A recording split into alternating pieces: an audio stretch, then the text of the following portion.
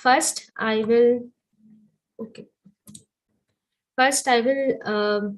talk about how semiconductor is manufacturing is done, and then what is the exact problem statement I have taken, and then implementation of some classical methods, and what problems I faced after implementing those classical methods, and why I applied deep learning models, and which particular model I have chosen for this presentation. And finally, I'll discuss about the results, and I'll talk about future scopes of improvements. So first,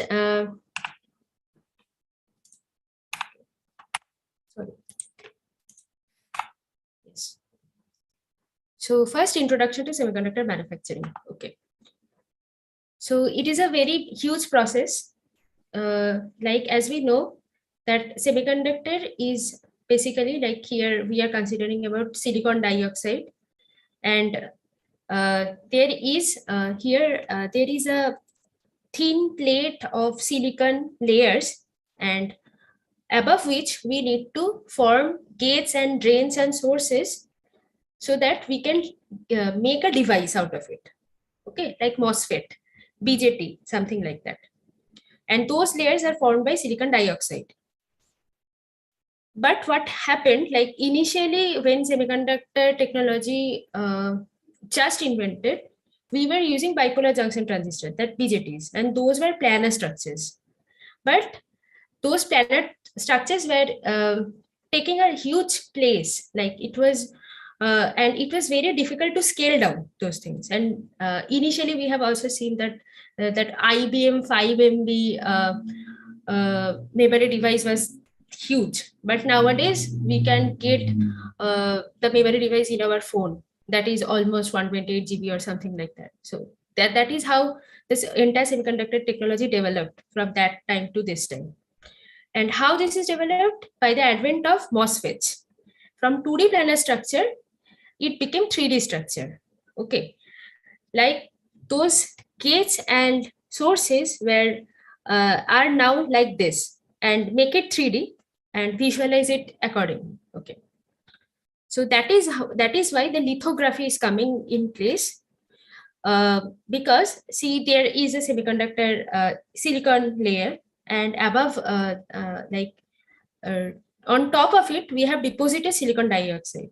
Okay, and now we need to make the groovings, okay, so that we can form this type of structures. Okay, now how can we do that? It is not possible to like cut it out by hand. We need to do it chemically. Okay, so that's why there is something called photoresist, which is applied on top of it again, this one, the thin the light blue layer, and then it is exposed to the light. Okay, so when the photoresist is exposed to the light, some portion of it becomes soft and some portion of it becomes hard. Okay, and we can perform etching to remove those portions which are soft, and the photoresist will also be removed, and the below portion, the silicon dioxide layer, will also get removed. Okay, and that is how we are forming these layers. Okay, so and also as we are scaling the devices, so these channels are becoming thinner and thinner day by day, and when it is thinner, so during etching or during lithography stage, there the defect, it is very prone to defect at each and every stages. Okay, so it is important to identify the defects at the initial stage of the process. Otherwise, every stages will be done, and it takes almost 1 to 2 months to manufacture a chip, and entire effort will be lost and entire money will be lost. Okay, so that is why it is better to identify the defects after each and every process steps. Like first, whenever litho is done, then image is captured, and we need to check that what defect is forming or what defect may form in future also. Okay, so so that's why we are considering here the same images, ACM images. Now, what is SEM? SEM means semiconductor scattered electron microscopy images. So electrons are scattered from the electron gun and it is exposed to the chip. And there obviously the electrons will reflect, and secondary electrons, there are something called secondary electrons. Those are mainly responsible for this SEM images. Okay, so these scattered secondary electrons are captured in a sensor, and we can form the SEM images likewise. So these are the channels, like either gates or drain or source, anything. We don't need to know that, because we are just interested in this position where the defect is forming and what kind of defect is forming. There are different kinds of defects, which I will show you later. But we are interested to detect these defects from the same images. Okay, and SEM images are grayscale images only, but there are 3 channels. But for 3 channels, but we are getting the grayscale images. The intensity values are 0 to 255. Okay, but we have made it 3 channels images because we have applied deep learning models, and majority of the deep learning models are useful, are very suitable for 3 channel images. That is why. Okay, so manual inspection is very difficult because we are generating millions and millions of images for each and every field of view. So manual inspection is very difficult, and also the defects are very thin and very small. So it is often not visible to human eyes as well. So that is how that is why machine-based defect detection and automatic defect detection will be helpful in this domain. So yes, what I will say that there are different classes of defects. I have taken only 4 classes for this presentation. There are thin bridges and the single bridges. You can see the difference. The thin bridge has like higher height than the thin bridges. Okay, and for multi bridges, just multi bridges horizontal. These are the horizontal structure, and multi bridges non-horizontal. These are non-horizontal structure. So these 4 defects I have considered, and my model will identify these 4 defects. Okay, so the problem statement is detection of defect in semiconductor wafers using same images and classify them in respective classes. Okay. So first I have definitely tried to use the classical methods, and I had some set of clean images, but these are not actual images. These are for the presentation purpose. And first I tried intensity slicing, and I have studied a few papers, and there it was mentioned that these defect regions are exposed under the electron beams, and it emits a particular intensity. Okay, so that's why I have obtained this histogram, and from that region, this mid region value is mainly the defective region value. Okay, so I have tried to do intensity slicing with and without background. But what is happening? These images are very noisy, and also if I zoom it a little bit, the line widths are also changing. Here it was, this white portion was much thinner, but when after implementing the intensity slicing, it is becoming much wider.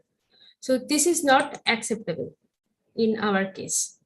Okay, so that is why intensity slicing is not that suitable, because noise is coming a lot, and it can detect the position of the defect, but it can't get the exact shape of the defect from that portion. So okay, sorry. So yes, these are the intensity sliced images for each and every defect, for thin bridge, single bridge, and also multi bridges, and everywhere the same problem is coming. Okay, and also if I consider separate classes, the histogram is different for different classes. Okay, but as it is a grayscale image, we can also see that there is some sort of, if we divide it in 2 parts for white and black pixels, then almost these are equal. Okay, so that is also very difficult to understand that this portion is also white, defective portion is also white. So how can we know that exactly here the defect lies?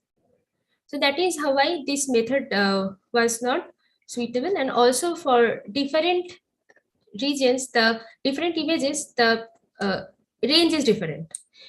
As here for single bridge, the range is 75 to 160, but for thin bridge, the range is 100 to 150. And okay, for others also 100 to 150. Okay, but it may be different for different defects as well. So we can't take a particular slice range to get the intensity sliced images. So that is another problem I faced here. So that is how I tried to do edge detection by filter, and I use Sobel filter. Okay, this I already discussed here, and I tried to apply Sobel filters. And in our case, the most important part was to apply the horizontal Sobel filters, because the vertical lines are almost equivalent and it will be cancelled out if we apply the vertical filters. But if we apply the horizontal one, then it can detect these things, like these positions, what it is detecting eventually, but it is detecting only the center point, not the entire defective region. That is another problem. So, and also we can see that the image is that noisy, these noise pixels are very visible after applying the filter also. So I have also implemented Gaussian blur, and now the image is quite okay. And we can also detect the center position of the defect, but not the exact, the entire shape or entire size of the defects. Okay. So the main problem is noise in classical filters, like in classical analysis. So we need to do something which will be not affected by noise, or it can preserve everything, and it can also detect the shape of the images. So in that case, I thought that okay, deep learning based defect detection might be appropriate in our scenario. So there are, and definitely this is defect detection, but obviously we will use the model for object detection.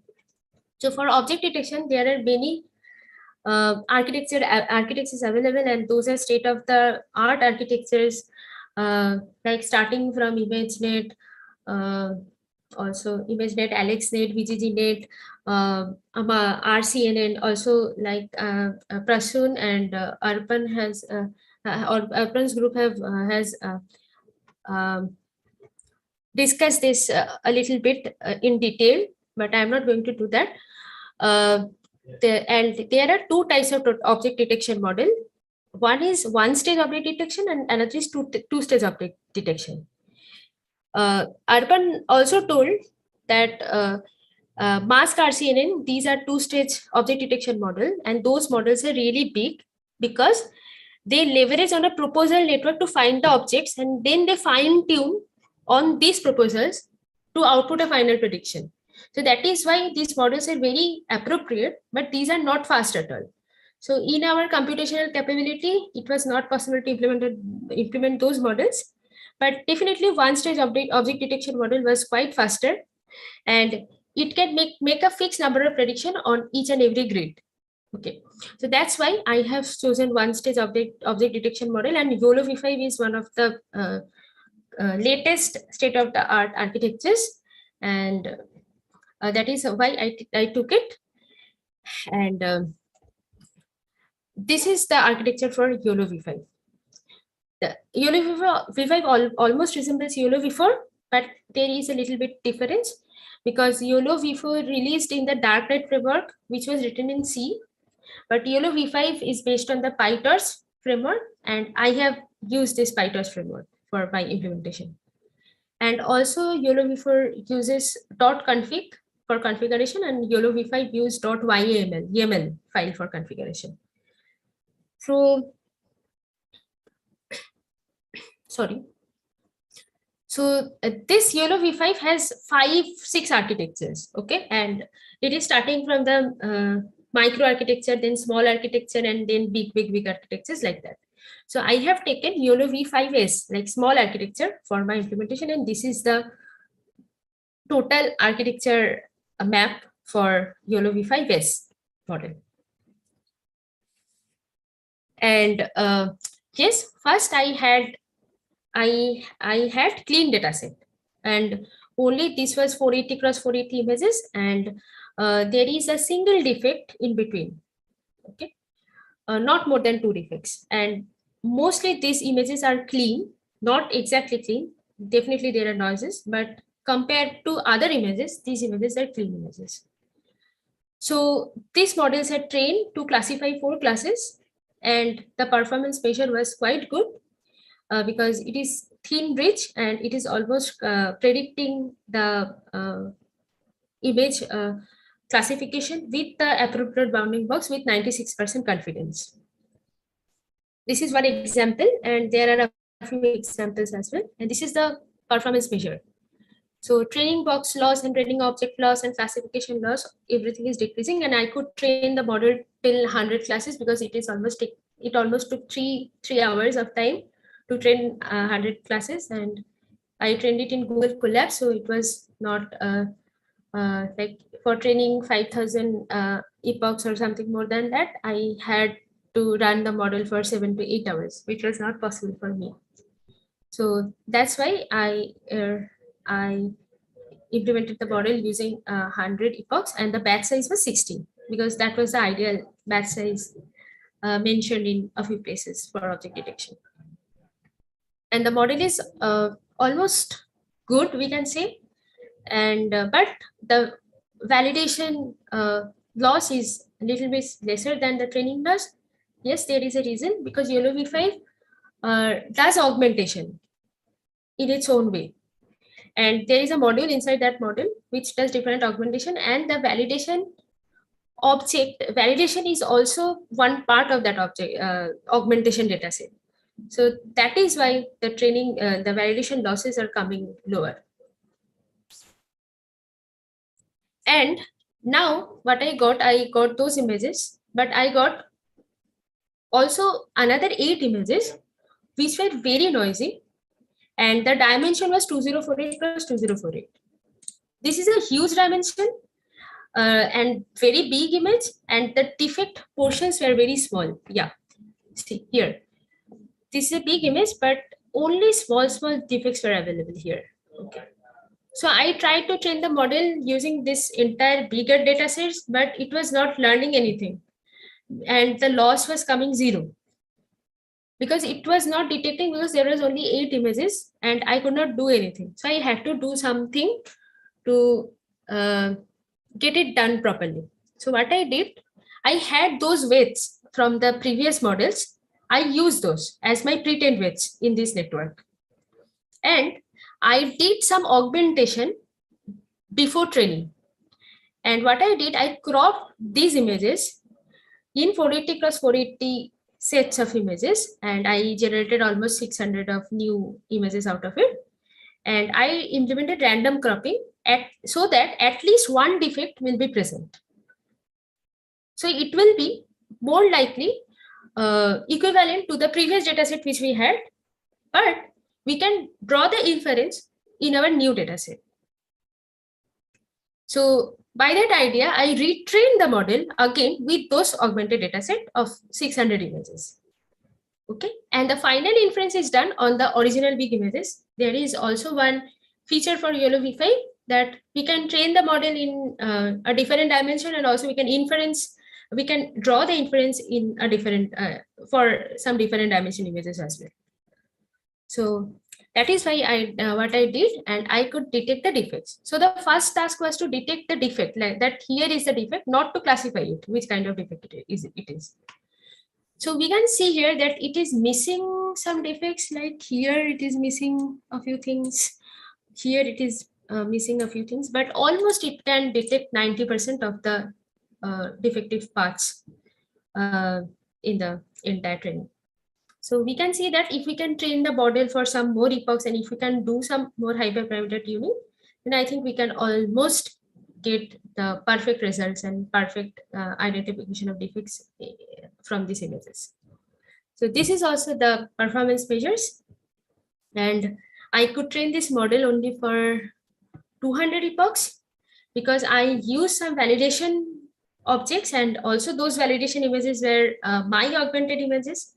That is why it was a little bit of overfitting for validation, but the training loss was decreasing after 200 epochs. So due to the early stopping criteria, the model training stopped at that position, and that is why probably it missed a few defects. Okay. But again, when I did classification, not the only detection, then I could run the model by removing the early stopping criteria. I could run the model till 1000 epochs, and the results were quite satisfactory. So yes, the same method were applied for defect classification as well. Yes, ma'am. Shiuli, can you go back to the previous slide? Yes, ma'am. So what is your MAP finally in numbers? Yes, ma'am. Yes, ma'am. I'll show it finally. There is one in this one is for all defects 0.728.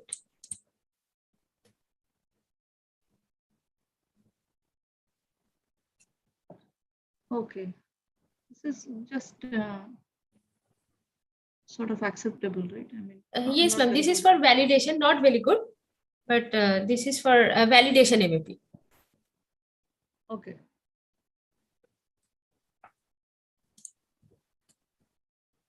Okay, so I implemented the same method for multi-class classification problem, and I could run the epochs till 1000, and these are almost perfectly detecting all the defects inside that image. Okay, and this is a new image, but the model did not see earlier. And this is the performance measure. Though the validation loss is increasing till 1000 epochs, but it might decrease after that, and there is a slight decreasing trend which we can see. So I guess if we can train it for some more epochs, then the performance will be far better than this one. Also, this is the final MAP, and also we can see a huge class imbalance. Like there are many examples for thin bridges, but very lesser examples for single bridge and multi-bridge non-horizontal. So YOLO V5 does not take consideration of these class imbalances, but the main advantage of application of these deep learning is that we did not implement any sort of denoising in our model, but it could identify the defects. So for future scopes of improvement, we can do some hyperparameter tuning for obtaining the best model out of it. There is also one parameter at YOLO V5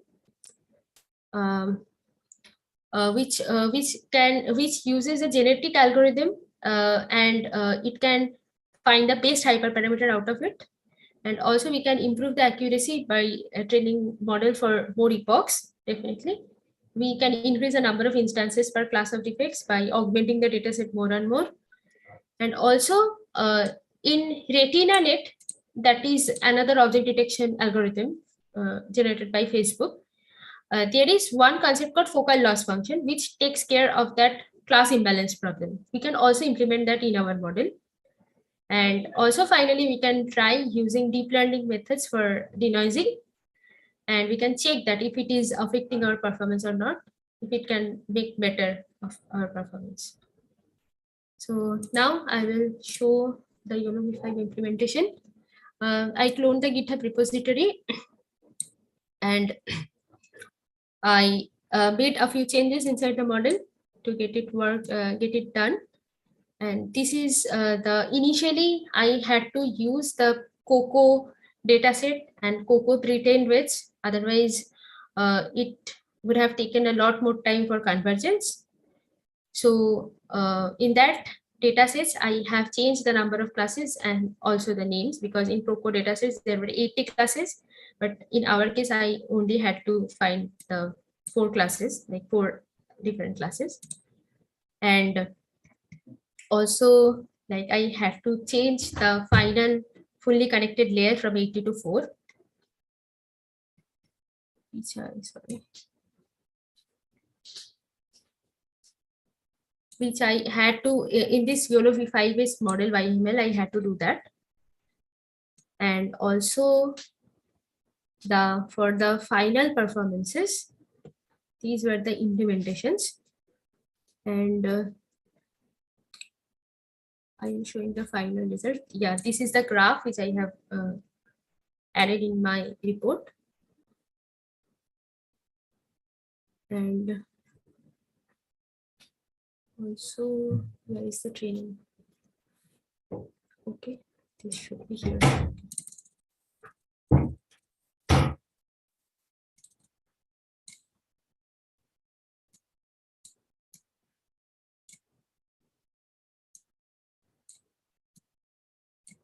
Yes, these are the final performance measures from the validation test datasets. I also included in my presentation. And finally, I did inference, and it could detect, okay, yeah, this is the inference. Sorry, I guess the runtime just changed. Yeah, okay, yeah, fine, this one. Yeah, for this one, I did the inference on 2048 cross 2048 with a confidence level of 0.4, and I could detect 27 thin bridges for the first image and second image respectively. And this is the one image example. So what is the from the MAP first with one. this confidence level? This threshold that you're using? Yes, ma'am, the threshold there, this is the thing. Yeah, for all Oh, this is with defects, this. yeah. Oh, this is with 0.4 threshold. Yeah, 0.5. 0.5. 0.5. Yes, ma'am. Okay.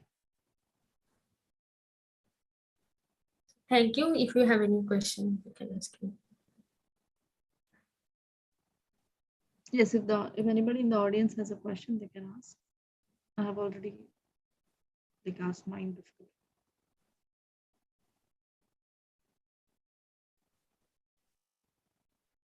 Okay, so there seem to be no questions. In any case, Shiuli, so we can thank everybody in the audience for being here, and I would like to have a chat with you. Okay, ma'am. Let me stop recording.